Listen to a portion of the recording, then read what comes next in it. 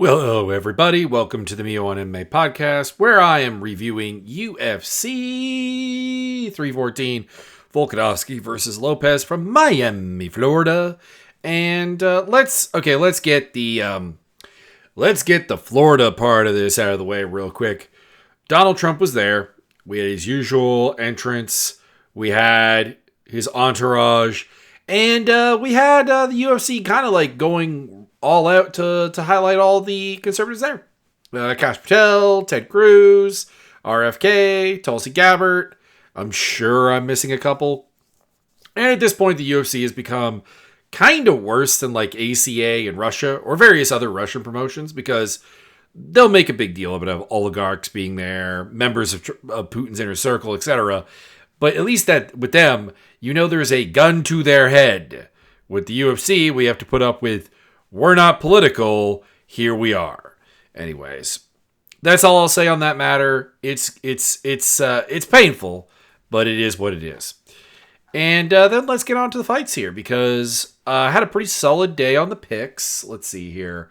13 fight card. I believe I lost 2 fights. Yeah. So 11-2. The picks that I had that didn't pull through were Michael Chandler. We'll talk about that, and I think probably considerable detail. And then Sean Woodson was my other failed pick. Probably won't talk all that much about that one. It's a bad stoppage, but hey, we'll roll with it. So Volkanovski versus Diego Lopes, featherweight title in the main event. And I'm going to say some nice things about Diego Lopes. He gets big points per heart, big points for toughness. And I also think that, like, to his detriment in this fight, but like long-term good, I think he is trying to learn to be something different. I think he is trying to tighten up his techniques, be more defensively responsible, be less of a berserk slugger, and someone who can maintain a pace for longer than, what he has in the past. He went 5 rounds here and largely was able to still be having decent pace by round 5. Let's see here. How many strikes did he throw in round 5? Just out of curiosity, what was the drop off? Yeah, he threw 63 strikes in the 5th round, which was the most he had thrown. Only connected on 18 of them is the problem. But he gave a good accounting of himself, and the fact that he's willing to try to change is a good sign. It's just probably the wrong time to be trying to implement that kind of game plan structure when you're fighting Alexander Volkanovski, because you're against the arguably best featherweight to have ever, competed. He's up there. It's like him, Aldo. It's really him or Aldo, I think. You can put the Holloway in there as a third option. I know a lot of people want to put Conor McGregor because McGregor beat Holloway and Aldo, and they're like, how can you keep him out of there? Well, number one, McGregor won the belt and then didn't defend it. And if you look at his resume, it's those 2 wins I just listed. And, well, actually not even, because he beat a very young Max Holloway and a very young Dustin Poirier, to be clear, at 145. And when you beat someone matters. It's like being really, really proud of, I think Brandon Vera beat Randy Couture. That doesn't mean anything, because I'm pretty sure Couture was let's have a look. Let's have a look here. Brandon Vera, when did you beat Randy Couture in a fight that made me very, very sad, because it was a fight that Randy Couture got more or less his type of fight and still couldn't really get much done there. It is UFC 105 in 2009. Yeah, Randy was 46 years old. Vera was 32 and in his prime. Randy, after that, pretty much did... Yeah, he did some things. He would legitimately go on to pick up a couple of wins. Don't get me wrong. He beat Vera. He beat Vera. Wow. Okay, I'm really off base then. I'm really off base. For some reason I was thinking he beat Vera, and it was the Krzysztof Szynski fight he won in that fashion. He'd go on to beat Mark Coleman and James Toney anyways, and then lose to Lito Machida. I don't know. I don't know what I was thinking. Why did I think Vera won? Why did I think Vera won that fight? Did not. Trying to think of what fight I'm thinking of. But anyways, beating someone at the right time is kind of like a key component of this. And in Conor's case, he beat those 2 guys too early. The win over Aldo is great. It's fantastic. The win over Mendez is even pretty solid, despite the short notice nature of it. But that's kind of about it. And then he left the division, so he's not really in there. But Volkanovski definitely is. I don't have a ton else to say about this fight. I gave Lopes the fourth round of this fight, if I recall correctly. And I think on rewatch I might not, because apparently Volkanovski did outland him almost like 3-1. So I probably might even rethink that. It's just that I thought Lopes landed the better stuff, and he staggered Volkanovski late in the round, and that got him the round. And then he dropped him in the second round. You could give the second round to him, I suppose, but I didn't, because he got outstruck, quite heavily. And also was hurt himself, so there was the drop. But you could do it. You could give the second round to Lopes, but I think that's the best you can do. 1-3-5 have to go to Volkanovski. He outworked Lopes. Lopes didn't particularly hurt him in any of those rounds, and that's kind of really all there is to it. Volkanovski went out there, and I'm not going to say look like Volkanovski classic. I'm not, because there was still some nervousness that we saw in the Topuria fight when Lopes was able to put some pressure on him. But the speed looked there, the technique looked there, the ability to pick apart a admittedly simple opponent was still there. Got a couple of takedowns. He looked good. And that's, I guess, all I can ask. Like, he didn't look prime, he didn't look peak. But he went out there and he outworked Lopes every single round. Hurt him very badly in the first round. Had a very, very good first round.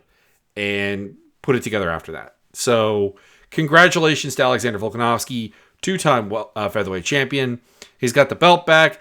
It's, a bit of an asterisk because, of course, the champion, Ilia Topuria, leaving the division is a big deal here. But, it's still there. Movsar Evloev should be next for a title shot. There was a suggestion in a fight that we're going to talk about in a bit that Yair Rodriguez will actually get that title shot, which I think is pretty weak. Like, had Lopes won, maybe, because apparently there's beef between Lopes and Volkanovski, but Lopes and Yair, so that could have worked. But we're not that far removed from Volkanovski just absolutely tar and feathering Yair Rodriguez, like just taking him apart. And beating Pitbull and beating Patricio Pitbull doesn't convince me remotely that is not going to happen again. So there you go. It should be Evloev. I get that there is no excitement for that. I get that there is honestly apprehension about that as a potential fight, but it is the fight to go with. It is the sporting fight to make. And there's just not really anything else that really, really super interests me. Like, if I pull up the UFC rankings here real quick, am I going to see a featherweight that I'm dying to see Volkanovski fight? And the answer is, do I need to see him fight Max Holloway again? No. Do I need to see him fight Yair Rodriguez again? No. Do I need to see him fight Brian Ortega again? No. Do I need to see him fight Arnold Allen? Not really. Do I need to see him fight Lerone Murphy? Not really. Do I need to see him fight Aljamain Sterling? Not really. That's actually probably the most appealing of the bunch so far. And then there's like Josh Emmett, Giga Chikadze, Yusuf Zalal, Bryce Mitchell, Calvin Kattar, Danny Ige. Man, they have not updated their rankings in so long. They still have Ilia Topuria listed as a champion, and they still have Bryce Mitchell in there, despite what we're going to talk about in a bit. So that's a little bit of a shame. But yeah, I get it. Evloev as a title contender is not an entertaining proposition, but there is nobody else really in the picture. So that's my answer. You can do Lopes versus Yair Rodriguez. Paddy Pimblett versus Michael Chandler. I'm gonna say that this fight was more about Michael Chandler being at the end of his rope than Paddy putting it together. That being said, I thought Paddy had a very good game plan. He looked confident on the back foot. He kicked the legs of Chandler, which is something that everyone since Brent Primus probably should have been doing heavily. And he was able to outmuscle Chandler in the clinch in the wrestling situations, which is that is the impressive thing. Because don't get me wrong, like the stand-up of Chandler falling apart, saw that coming. The lack of ability to take damage of Chandler and the bad decision-making, saw that coming. However, I did not expect to see him just get like muscled around, like kind of honestly just dominated in the clinch and the wrestling exchanges. Paddy Pimblett went out there and he beat this man half to death. So he's undoubtedly getting better. But it also has to be said that his wins are coming against old men. Like I can't not look at a run that includes Tony Ferguson in 2023, Bobby Green in 2024, and now Michael Chandler in 2023. And then going back to like Jared Gordon, Jordan Levitt, Kazula Vargas, and Luigi Venturini and be like, that's a really impressive run. That's two guys that are not in the UFC anymore. Two other guys that actually is Jordan Levitt might not even be in the UFC anymore. Might actually be three guys not in the UFC. And then Jared Gordon, who I wouldn't be surprised if he was gone by 2026. Like, I like Jared Gordon, but I wouldn't be surprised. And then Ferguson, who, please God, retire. Chandler, please God, retire. Bobby Green, not please God, retire, but probably should also happen. So that is the context of this. He's getting better. His stand-up is more competent offensively. There's even some defensive ideas that he's getting in there. He's utilizing his frame even more, and he's game planning appropriately for opponents. So those are all good things. I still need to see him actually beat somebody who's a good athlete and a competent fighter, because Ferguson and Chandler once upon a time were both of those things. They are not now. Bobby Green, same thing. Jared Gordon's always been at the low end of the physicality. Jordan Leavitt has significant limitations. Kazula Vargas just is not very good. And Luigi Venturini is not very good. And that is all there is to it. So, congratulations to Paddy Pimblett. He looks like he's taking discipline and improving and doing all the right things. But I do need to see him beat somebody good before I'm like a believer. So, there you go. Yair Rodriguez versus Patricio Pitbull was an annoying fight, mostly because of the commentary. Because the commentary seems stuck on this idea of like trying to put down Bellator, which is weird. They don't exist anymore. You don't have to do that. Because Joe Rogan and company were constantly talking about how there's levels to this game. Pitbull just fought like Pitbull. He in his advanced years has come out slow and had a hard time working his way into fights with taller, faster, more explosive opponents. And that is Yair Rodriguez. Yair Rodriguez has a boatload of limitations. A exceptional number of limitations. But two of those that he does not have is size and physicality. He has both of those things. He is fast, explosive, powerful, and he is big. And he was able to make this mostly a relatively low output kickboxing match from the outside. Pitbull was not able to do the things that Pitbull usually wants to do. And I would like to say I called that. The problem is that we're picking up Pitbull at 37 years old. And I guess the UFC's idea is just make him look bad. And don't get me wrong, this was a perfectly fine. Like, I'm not even faulting the matchmaking here. It's just, I don't know. The commentary was weird because later in the card, you had Michael Chandler, who, let's be clear, his UFC run has been record-wise terrible. It's a win over Dan Hooker, a win over the ghost of Tony Ferguson, and losses to Charles Oliveira, Justin Gaethje, Dustin Poirier, Charles Oliveira, and Paddy Pimblett now. So don't get me wrong, he's gone 2-5 against a heck of a run. Not cross it, but like he is a mainline attraction for the UFC, and this is a guy who has lost to Pitbull. So it's just very, very weird that we got to try to put the labels of like levels on Pitbull struggling with Yair Rodriguez, who, not for nothing, is a guy who's had a title shot and a guy that apparently you're considering giving another title shot. So like, what are we doing here? The fight was not super great, and I did not expect it to be super great. And if it was going to be super great, then the answer was because Yair Rodriguez was being dumb But obviously with Pitbull landing apparently 17 significant strikes and 23 total strikes, yeah, this was not going to be a great time. And Yair Rodriguez getting a knockdown in the third round doesn't really save it. The third round was good. But the first 2 rounds were a little bit of a snooze. By the way, at featherweight, that still means it was a decent fight. Bryce Mitchell, John Silva. Oh, man, this one is painful because of the reaction afterwards. Because there are like... There's like trying to make Bryce Mitchell the victim here of this whole thing. And it's like, guy came out as pro-Hitler. Like, it's not because he's Christian. It's not because he's conservative. It's not because he's a redneck. People were quite happy with Bryce Mitchell when he showed up. It's like this neat little grappler, trick, hick, rapper guy who demands camo shorts and got them from Dana. Like, yeah, there was a solid fan base, and then he turned a bunch of them against it. And the religiosity was there, quoting the Bible.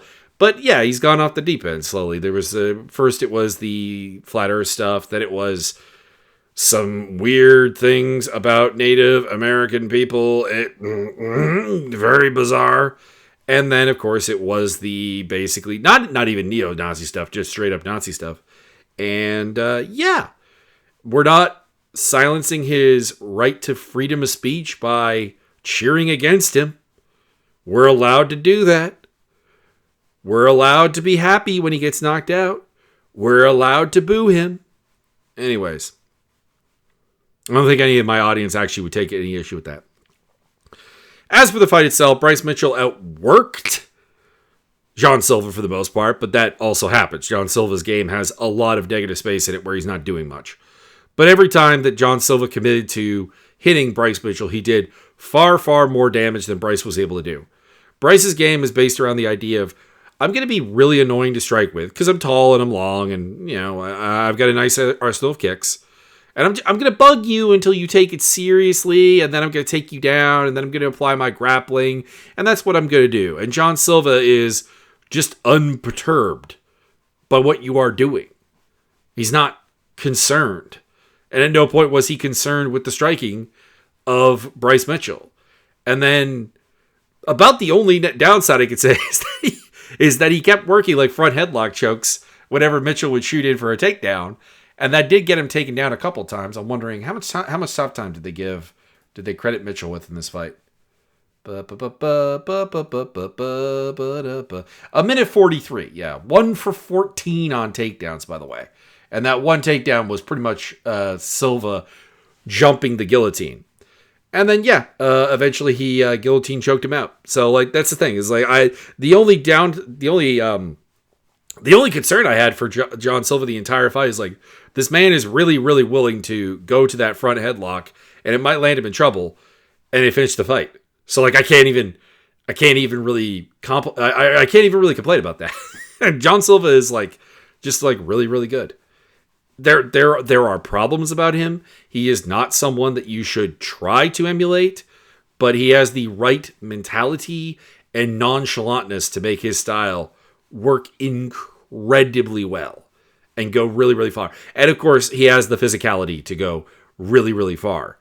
I don't have much to say about Dominic Reyes versus Nikita Krylov. Krylov fought quite badly. The commentary was again sucking him off really hard. And I get this, but like, you can't be going like the Abu Dhabi Club of Ukraine is the highest grappling credential tournament in the world. It's not. I don't even think it's the highest credentialed thing that Nikita Krylov has done. But yeah, Krylov, I don't know what was up with Krylov here. I'm not going to say that this is like a entirely uncharacteristic performance, because he does kind of do this where like he enters the pocket in a really open manner and it's kind of diving in and he's leading with his head and he gets away with it because normally he has the reach and the height and so on, the range, the frame to get away with it. In this case, he didn't. He was, shorter than Reyes and about reach parity, technically has a half inch. But yeah, it made him pay, and he got basically pull countered. 1-2, boom, out of there. And Reyes gets the knockout. Now, what does this mean for Reyes? This is the problem I'm having with Reyes' second life in the UFC. He beat Dustin Jacoby. That's not nothing. Finishing Dustin Jacoby is really, really hard. He beat Anthony Smith, and that actually did mean nothing. And now he finishes Nikita Krylov. That's very hard. But it has to be said that these are guys that are not great hitters. And outside of Krylov, don't really offer a specific overwhelming aspect. I mean, Jacoby and Smith are even like former middleweights. So I still have questions. I still have questions about Dominic Reyes, the guy who looked overwhelmed in fights against Jan Blachowicz, Yuri Prohaska, and Ryan Spahn. And to be clear, outside of Ryan Spahn, those are like really, really good fighters. I mean, Prohaska and Blachowicz, both former champions. And even Spahn is like, a round one monster. But it does have to be said that like that is the company he's in. Like, we're kind of at the point where, like, you've got to go with, like, a Jamal Hill, Khalil Roundtree, Carlos Olberg type of opponent, right? And those are all guys that fit that kind of aspiring top contender, and in Hill's case, former champion mold.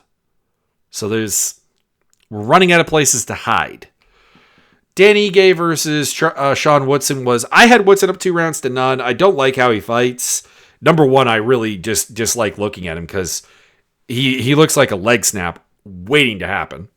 And I don't want to see that. I get kind of ill watching, say, Uriah Hall versus Weidman when the leg breaks. Weidman versus Silva. Corey Hill's entire career. These fights make me physically ill to watch, and Woodson is in that category. That's 6'2" featherweight. There is nothing on your legs thing. And also, his fighting style is just kind of a lot of like bullshit boxing stuff where he's like moving his hands around and like trying to redirect you. It's like, hey, look at me. Dude, you're 6'2". And this is featherweight. Just jab. That's all you have to do. Anyways, so in a way, I'm happy that Ige was apparently up 2-0 on 2 cards, and then he hurt Woodson in the 3rd round and finished him in lame fashion, I will say, because Woodson was going after a single leg, and the fact that he got right up after the referee stopped it just optically doesn't really help. So, bad stoppage, but I'll be honest, I would infinitely prefer that stoppage to a fight that we're going to talk about in 3 fights. Because I would prefer the early stoppage to the late stoppage.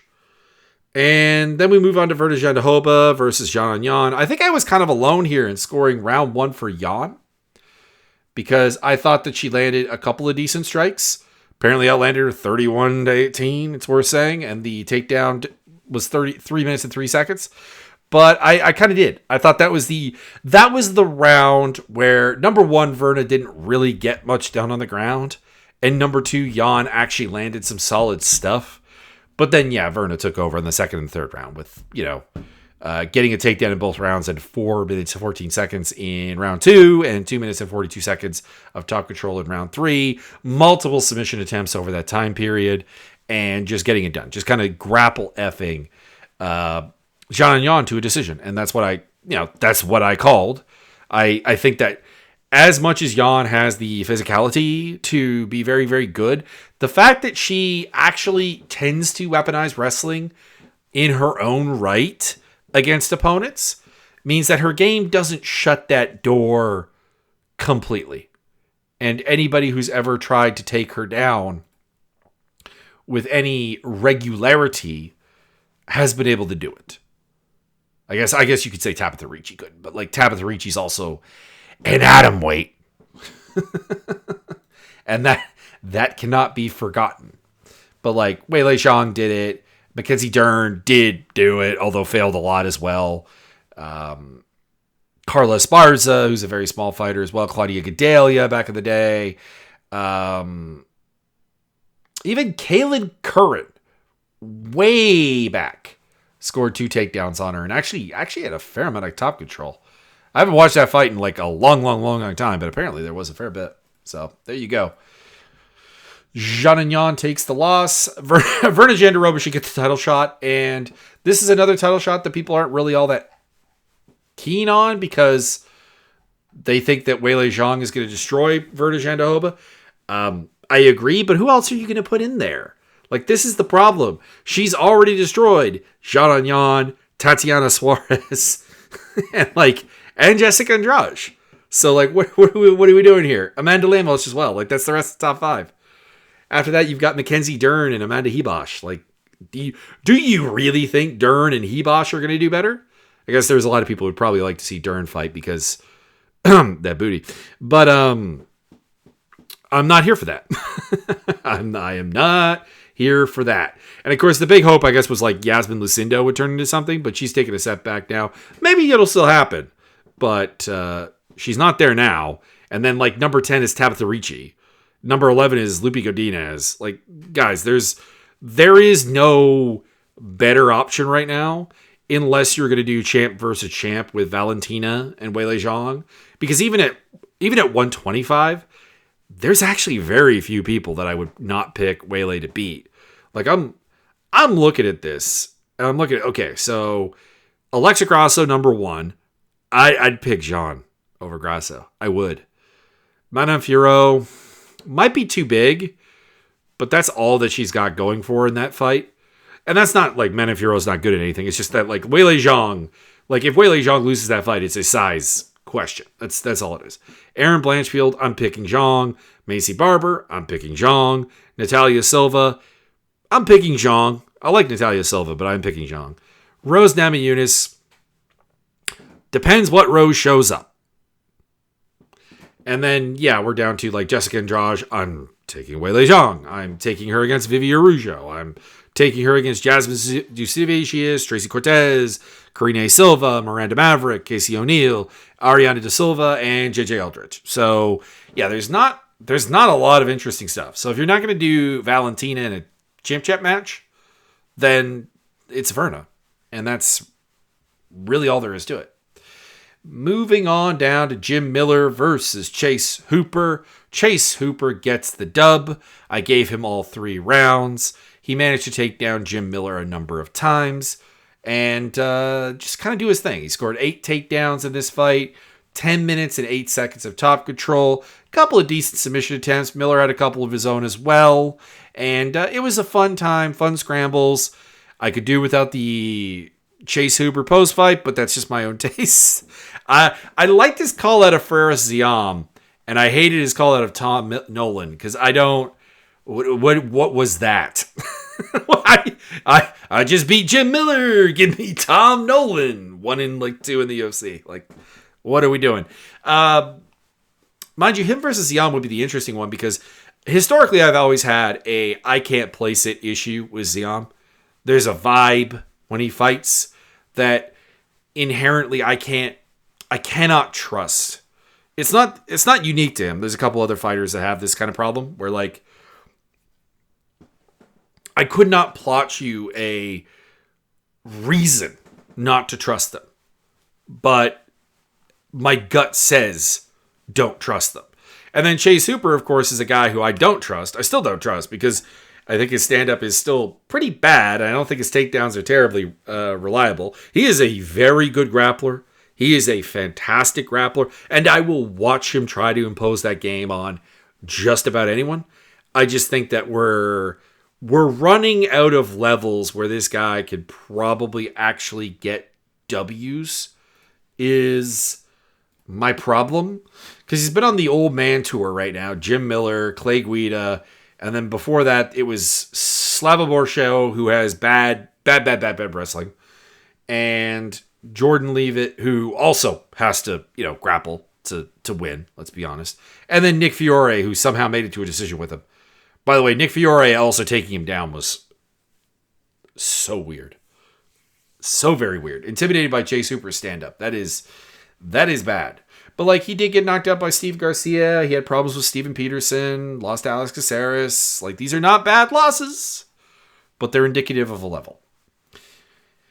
Then there was Julian Erosa versus Darren Elkins, and this was the scary one because right from the first shot Erosa landed, Elkins was rocked and I don't think ever recovered.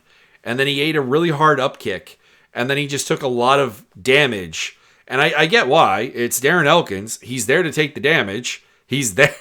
It's literally the nickname. It is his path to victory, but yeah, Julian Erosa is not the guy who's going to fall apart because he hasn't finished you. He's just going to keep hitting you even harder and in more different ways and just take you apart. And that's what he did. Props to Julian Erosa. Fantastic win. Doesn't really mean much. Elkins is done. We're at the point where Elkins can't recover from the damage. And nice retirement fight for him would be nice. Give him a pillow-fisted opponent. Somebody else will. This is the Ed Herman, Zach Cummins moment here, where you put those two in the you put those two in the cage, and Zach Cummins got this great retirement moment, and Ed Herman, not so much, but at least you get one happy retirement. Don't Eeyore Porteria Mauricio Shogun please don't do that. Well, I mean, I don't know. There's no one that I'd feel that bad watching Elkins get beat by, but. I don't know. Set something else. Something. I don't even know because I don't even know what a feel good matchup for Elkins is. Michael Oleksiejczuk just wrecked Cedricus Dumas. Dumas never got going. He actually protested the stoppage, and I have to assume that's just for show because that dude does not look like he likes fighting at all. Watch any Dumas fight where he starts getting pushed back, where he's not allowed to dictate the front foot. Dude is wide-eyed panic. And he is a straight bully fighter. That is all. Oleksiejczuk's no, you're not bullying me. I'm bullying you. I'm taking your lunch money, and then I'm going to beat you down. And I'm going to beat you down repetitively. And that is what happened. And he stopped him in 4 minutes and 15 seconds. Or pardon me, 2 minutes, 49 seconds, and 4 minutes, 15, Erosa and Elkins. So, the UFC won't be done with Dumas, and I get why. Cedricus Dumas has the raw physical potential to be a good fighter, but I don't think he has the mentality. We're going to talk about a guy who's in a similar boat, Tresean Gore, in a bit, and I'm going to talk about why I would actually have more faith in Gore. Anyways, Subadar Mitch Raposo had a largely uneventful split decision fight, which I thought Subadar won. I had the second and third round for him. The first round you could give to Raposo just because it was a relatively inactive round for Subadar, and Raposo did get, I want to say half. He got 2 takedowns out of 7. They turned into 1 minute and 7 seconds of top control, but the issue was that it was 17 strikes, and this was Raposo's most active round. Mind you, by active I mean he landed 8 strikes. But I don't the thoughts of Raposo, if the commentary team is indeed presenting them correctly, and I do not know if they are, shows a fundamental disconnect from reality. Because he's talking about how, I need to weaponize my speed, my quickness, and my athleticism, the tools that brought me to the dance. My dude, you are not athletic or fast for UFC level flyweight action. You are, I don't want to say the worst athlete in this flyweight division, because I think Jimmy Flick is still under contract, and Jimmy Flick would be the guy, but you are towards the bottom end. You do not have power, you do not have speed, you do not have pop, you're not particularly strong. And I think his corner has some right ideas because they were feeding him decent advice, but he was unwilling or unable to implement it in any meaningful way against Subadar, who picks up. It's going to go down as a split decision, but I think actually a pretty easy win. So there you go. And then we had Marco Tulio beating Tresean Gore in the second round of their fight. Now, this was very, very similar to the Dumas Oleksiejczuk fight in the sense that when Gore is put on the back foot by Tulio in this fight, he's quite bad. He doesn't have the skill set. He's he's super raw. And the problem for him is that he's also not particularly young. He's super raw and 30. That is a problem. But if you watch him, he's not like Dumas terrified. And he does have the physical gifts. Like, he's reasonably big, reasonably strong, reasonably powerful, reasonably quick. And I think him going down to, was it the MMA lab that he had in his corner here? I know I made a note of it. Yeah, he was at MMA lab. So I have like some hopes of him like maybe turning into, like, there's just not enough time for him to really turn into anything great, but like to better himself, because he did get walloped in this fight.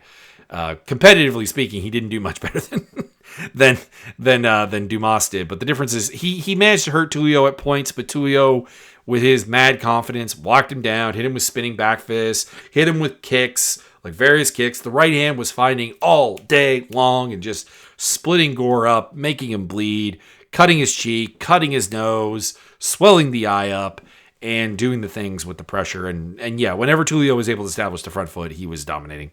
And he got the knockout here. I still think there's a ceiling on Tulio, but it's a fun ceiling. It's a fun action fighter ceiling. So I am totally here for it. And it's going to be beating a bunch of guys because middleweight's not actually all that good. Nora Cornole versus Haley Cowan was a incredibly boring first round, and to be honest, not an exactly great second round, because Cornole ran into the same problem she did in the first round, where she got taken down and like controlled by Cowan. And then because she's very, very willing to clinch, but is a bad takedown defender, she did it again, and she should have paid, but Cowan screwed up her hip toss and ended up on bottom. Cornole took the back and finished with a rear naked choke. So I do like Nora Cornole. But and I think that Haley Cowan, actually, if she could get to a good gym, would actually have a lot of potential. The problem is she's 33 years old.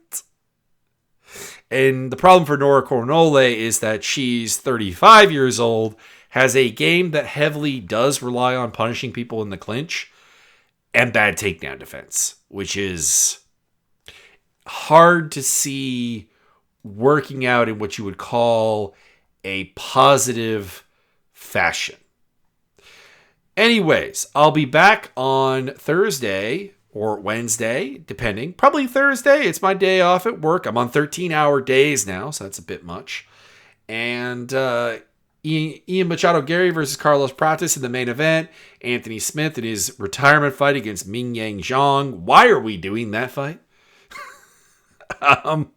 David Onama versus Giga Chikadze. That's pretty fun, actually. Michelle Pereira versus Abus Magomedov. Nicholas Dalby versus Randy Brown. Andre Muniz versus Ikram Alaskarov. That's not bad. Hey, Jimmy Flick against Matt Schnell. He is around. I knew there was a reason it was pinging my head that Jimmy Flick was still on contract. Evan Elder versus Ahmed Hassanzada. I don't know him. I'm going to have to research that one. Chris Gutierrez versus John Castaneda. Damon Blackshear versus Haile Alatang. Malcolm Wellmaker versus Cameron Simon. Jacqueline Amarine versus Polyana Viana. Please, God, let Amarine win that fight. Timothy Kwamba versus Roberto Romero. Oh, whoa. Why are we getting Chelsea Chandler again? Chelsea Chandler versus Jocelyn Edwards. Oh, that is bad. And what's the odds that Chandler's going to miss weight? Chelsea, in fact, has Chelsea, she did make weight once. She made weight for the door. No, that was a featherweight fight. She's never actually made 135, has she? They're booking her at bantamweight. Okay, she did. She made bantamweight in her first 3 fights. So it has been 6 years. It has been 6 years since she made weight for the weight class that they are booking her at. I know featherweight was boring. But like, what was the deal with signing all these featherweights and just asking them to cut to 135? What was the point? I don't understand. All right. That is my thoughts on the next card very, very briefly. And check out my social medias, the Discord server for fight action on the simulator, which I'll be doing another round of fights this week. And that's about it. Have a good day, everybody.